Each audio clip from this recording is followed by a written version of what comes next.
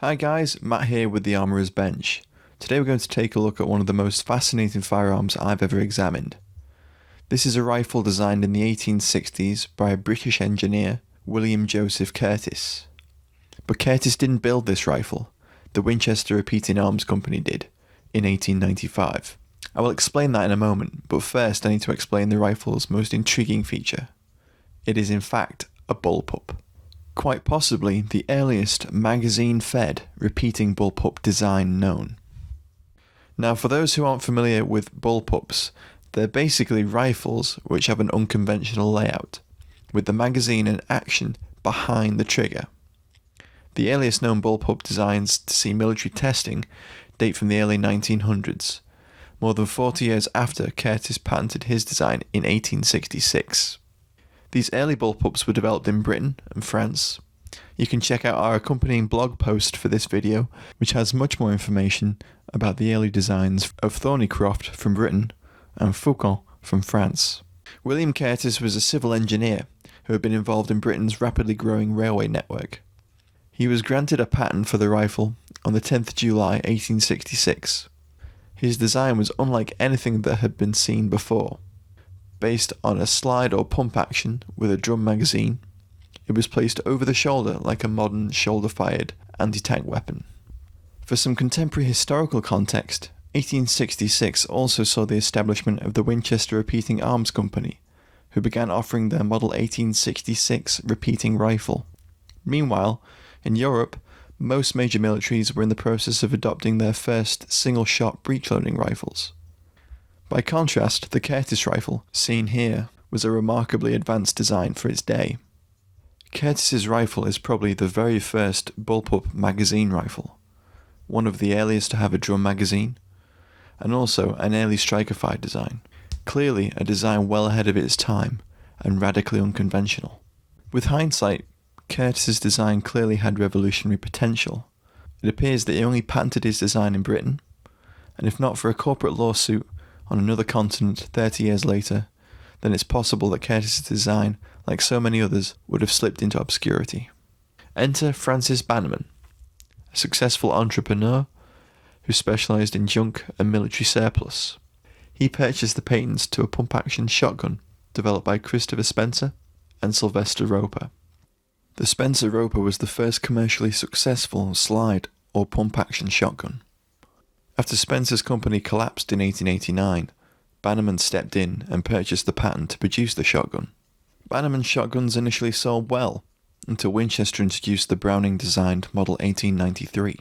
In response, in October 1894, Bannerman filed a lawsuit against Winchester, claiming that the slide action used by Winchester's .22 caliber Model 1890 and the new 1893 shotgun infringed on the patents that he owned. He called for the court to force Winchester to halt production, claimed $10,000 in damages, and demanded royalties for the sale of guns which he believed infringed on his patent.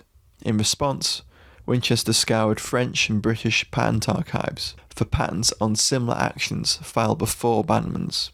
Winchester discovered 4 patents, 3 British and 1 French. The earliest of these was Alexander Bain's, dating from 1854. 2 more patents, held by William Joseph Curtis and William Koch, were found dating from 1866. The later French patent was filed by M. Margot in 1880. All of these designs, including the Curtis we're examining today, never progressed beyond the development stage, and were largely forgotten until they were rediscovered by Winchester. Winchester claimed that these earlier designs invalidated Bannerman's patent claims. To illustrate their defense, Winchester decided to build working models of each of the guns, breathing life into the long-forgotten patent drawings. This must have been a major engineering task, as the patent designs would not have had all the information needed to produce a working model. In 1895, Winchester engineers, including T.C. Johnson, assembled working models of each of the designs to prove their viability, including the Curtis model that we can see here. They were tested, and Winchester's lawyers took them into court and submitted them as evidence, even offering a firing demonstration. The court declined the demonstration and made its decision on June 27, 1897. Judge Hoyt Wheeler of the United States District Court ruled in favour of Winchester and threw out Bannerman's suit. Winchester went on to launch an improved shotgun, the successful Model 1897. While Bannerman continued to produce shotguns, he couldn't compete and ceased production in 1907. Okay, let's take a closer look at the Curtis's design and see why it was so advanced for its time. Developed in the 1860s, the Curtis is probably the first magazine-fed repeating bullpup. It also has a sort of folding shoulder support or stock, uses a striker-fired action, and makes use of self-contained ammunition. The user would place the rifle over the top of their shoulder, with the weapon's folding strap deployed, fitting into the pocket of the shoulder, as seen in this illustration. The user then grasped the loop near the muzzle with their support hand, and the trigger and ball handle with their other. Novel, but not the most ergonomic of designs. Here we can see the rifle's drum magazine, something that would not see substantial military use until the First World War. From the available drawings, it appears that the magazine held at least 13 rounds or more. Winchester's model, which we're examining here, uses their .32 Winchester centerfire cartridge. The magazine is fixed in place. Rounds appear to have been fed into the weapon through a port on the left-hand side. It seems that this would have put spent cases being ejected right next to the user's neck. According to Curtis's patent, the magazine has a spring inside, which has a length of string attached to the top of it. This can be pulled back to depress it and allow cartridges to be loaded into the drum. Here we can see the remains of the rifle's folding leather strap. A hinged arm folds down, providing a surface to brace the weapon against the shoulder. The hinge point has two detents, which hold the arm in the folded and deployed positions. Let's take a look at how the rifle works. The rifle's action locks at the front of the weapon, where a spring-loaded locking piece, or flapper, interfaces with the pivoting bolt handle. The locking piece drops into place and locks the action. Here we can see the bolt handle, a finger rest, and the trigger. The trigger is located inside the hand loop. We can see that the trigger pivots and is simply attached to the trigger cable.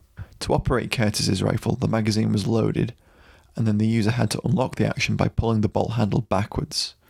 To unlock the action, the bolt handle was sharply pulled to the rear, which pushed the locking piece, which we can see here, out of engagement.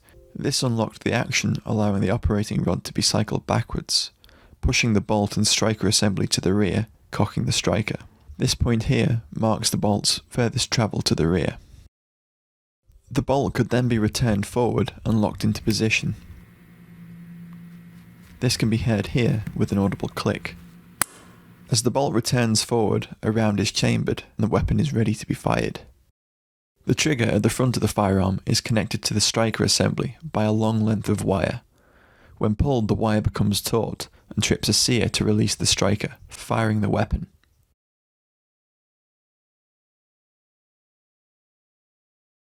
Here we can see the exposed wire alongside the barrel as it runs back to the striker.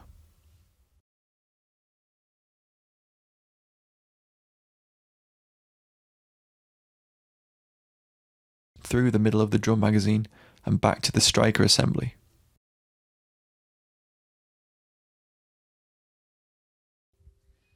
For extraction, originally Curtis's patent describes how small punches on the bolt face would pierce the cartridge base during firing to enable the spent case to be extracted once the action was cycled. From Winchester's engineering drawings, however, it appears that they replaced this with a more reliable and conventional extractor at the 7 o'clock position on the bolt face. We can see that here in Winchester's original engineering drawings.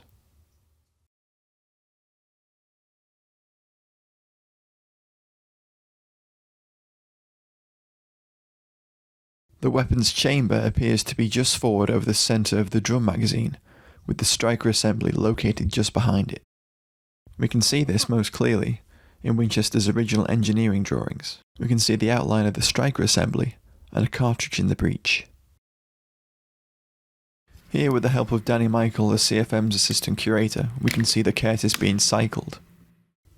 Here's the bolt being unlocked and pulled to the rear. We can see how the operating rod pushes back the striker and bolt assembly, and then pulls it forward again, closing the breech. The end of the receiver is capped with a knurled end cap, which appears to simply screw into place. Here's a close-up of the operating rod, where it attaches to the bolt and striker assembly. Here we can see the channel which the operating rod travels back through as the action cycles.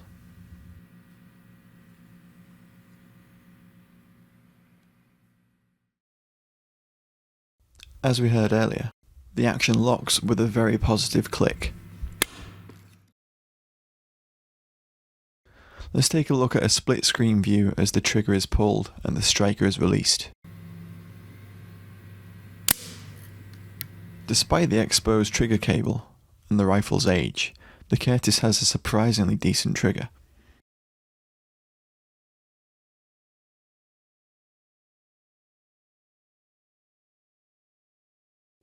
The Curtis has one more interesting surprise.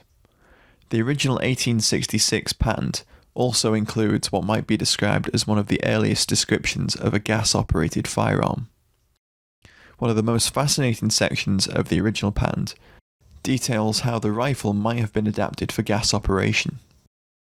The patent reads, "An arrangement is shown in figure 10 in which the rod, G, is dispensed with. In this case the barrel may be shorter, not projecting beyond the shoulder. The butt is similar. The breech may be opened automatically by the powder gases which pass by an opening in the barrel to a cylinder which works a breech-operating plunger." Curtis does not go into further detail, but he is clearly describing a piston-driven gas-operated system. As we can see here, the pattern drawing also depicts an alternative tube magazine instead of the drum magazine. It's unknown if Curtis ever put his theory to the test and developed his gas system idea further. It is tempting to wonder if in 1895, when Winchester were assembling the model of the Curtis, if John Browning or William Mason, who were also developing their own gas-operated systems at the time, were aware of Curtis's idea from 30 years earlier. As such, Curtis's admittedly vague gas system predates the first patents on gas operation by just under 20 years. Thanks for watching, guys. The Curtis's story is one of the most intriguing I've ever come across, an early bullpup with some very interesting features. This video has been a bit of a group effort, with help from a number of people. My special thanks, of course, to Danny Michael and the Cody Firearms Museum at the Buffalo Bills Centre of the West for allowing me to examine and film this fascinating early bullpup. My thanks also to my friends David Minshall of the Research Press for his help finding the various British patents, and to John Walter for his help finding out more about William Curtis's life. As always, you can find a full in-depth blog accompanying this video, in which I discuss more in depth the Curtis and how it worked, along with a look at the early history of bullpups in general. Thanks again for watching. Don't forget to like, share and subscribe.